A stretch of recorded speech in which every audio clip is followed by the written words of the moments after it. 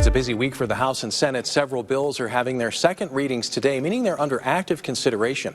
MTN senior political reporter Jonathan Ambarian has more from the Capitol.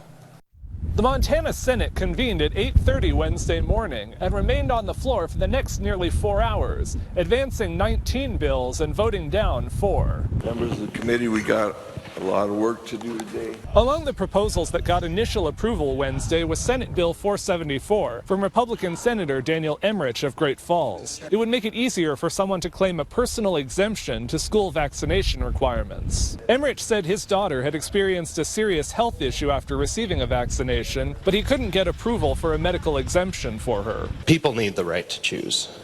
We can't force everybody to get a vaccine. Most people want to get a vaccine. There's not that many people that don't, but we need to give them that option, that freedom to choose. But opponents said the current exemption process is working and warned if more people opt out of vaccines, it will start to affect the state at large. The only reason that people in this country can decide not to get vaccines, and that this feels like, this is a personal choice, I should be able to choose whether or not I do this, is because my kids are vaccinated.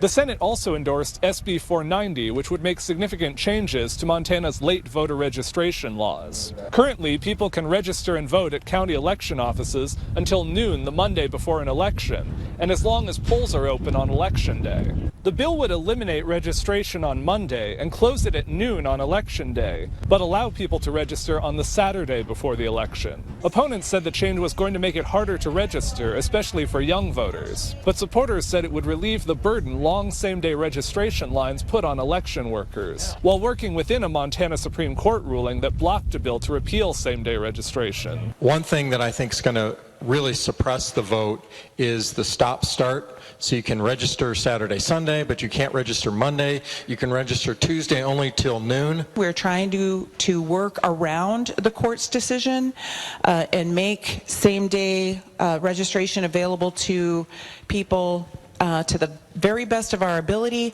and still have an efficient, safe election. The Senate was right back in session Wednesday afternoon with another 33 bills on their agenda. In Helena, Jonathan Ambarian, MTN News.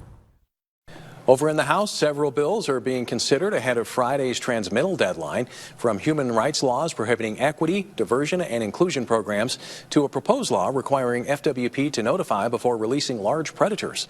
A busy day for lawmakers, and MTN's Ali Kaiser has more from the House floor. It was a whirlwind of a day as Montana lawmakers heard legislation that could have a big impact on energy production. And they also had some fiery debates about the Montana National Guard. House Bill 404, proposed by Republican Representative Lee Deming, saw heated discussion, with the bill being brought directly to the floor after an exchange between the sponsor and the majority leader.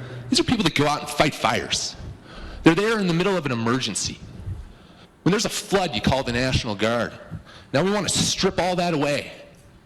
How does that help the people of Montana? The bill would have changed when the National Guard is able to go into any federal duty, including active duty, until the United States Congress makes an official declaration of war. The last time they did this was during World War II, and opponents of the bill noted how the Guard was still used in Iraq and Iran. Hearing a session and a half of horror stories about drug trafficking in Indian country, deliberately targeting your communities, I thought, why send our Guard overseas when there's such a need here? Two Montana representatives who are members of the National Guard spoke out against the bill. House Bill 404 failed on second reading, 41 to 58.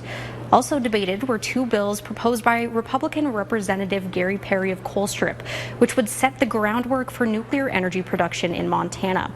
House Bill 623 would provide a way to manage the waste that comes from producing nuclear energy. Montana's indigenous tribes would be consulted if a facility is created, and voters would decide whether or not a plant could be established in their county.